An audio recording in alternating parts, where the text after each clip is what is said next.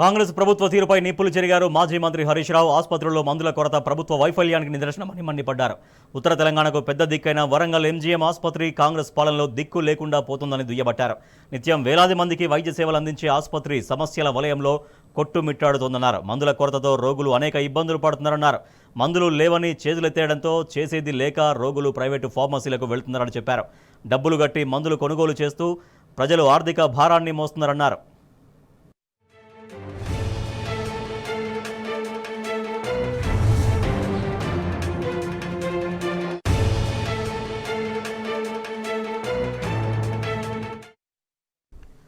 మందుల కొరతపై ప్రభుత్వాన్ని నిలదీశారు మాజీ మంత్రి హరీష్ రావు. 3 నెలల నుంచి ఇదే పరిస్థితి కొనసాగుతున్నా ప్రభుత్వం ఎందుకు పట్టించుకోవట్లేదని నిలదీశారు.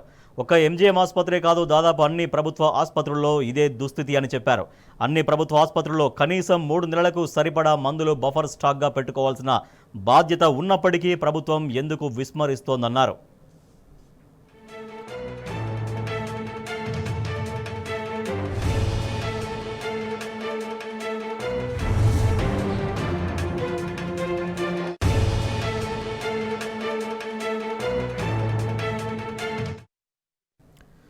ప్రైవేటు మెడికల్ షాపులకు లాభం చేకూర్చేందుకే ప్రభుత్వ ఆసుపత్రుల్లో మందుల సరఫరా నిలిపివేస్తున్నారా అని ప్రశ్నించారు మాజీ మంత్రి హరీష్ రావు. ప్రభుత్వ ఆసుపత్రుల ఆవరణలో ప్రైవేటు ఫార్మసీలను ఎందుకు కొనసాగిస్తున్నారని నిలదీశారు. ఆసుపత్రులకు మందులు సరఫరా చేయాల్సిన టీఎస్ఎంఎస్ఐడిసి ఏం చేస్తోందన్నారు. రేవంత్ సర్కార్ నిర్లక్ష్యం ప్రభుత్వ ఆసుపత్రులకు శాపంగా మారుతుందని చెప్పారు.